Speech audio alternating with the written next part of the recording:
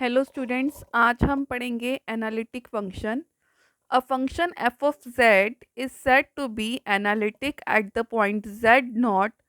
F of z को z naught point के ऊपर एनालिटिक तब कहेंगे if it is one valued and differentiable not only at the point z naught but also at every point of some neighborhood of z naught. Analytic basically होता है differentiable. तो one valued मतलब उसका जो derivative का answer है वो unique होना चाहिए और ये डिफरेंशिएबिलिटी की कंडीशन को सेटिस्फाई करना चाहिए। ये डिफरेंशिएबिलिटी की ही कंडीशन है कि वो वन वैल्यूड हो, उसका आंसर यूनिक हो, सिर्फ जेड नॉट पॉइंट के ऊपर ही वो डिफरेंशिएबल ना हो।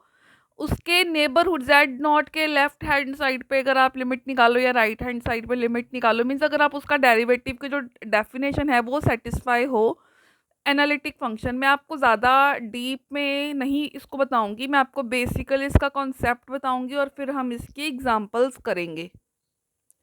अ function f of z is said to be analytic in a certain domain D if it is analytic at every point of D. Function अगर हम कहेंगे कि किसी डोमेन में डिफरेंशिएबल है या एनालिटिक है, वो तभी होगा अगर उस डोमेन के हर पॉइंट के ऊपर फंक्शन एनालिटिक है।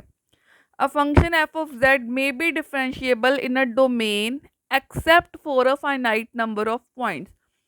कुछ फाइनाइट नंबर ऑफ पॉइंट को छोड़ के फंक्शन जो है डोमेन के बाकी सारे पॉइंट्स के ऊपर डिफरेंशिएबल होना चाहिए। These points are called singular points or singularities of f of z in that domain।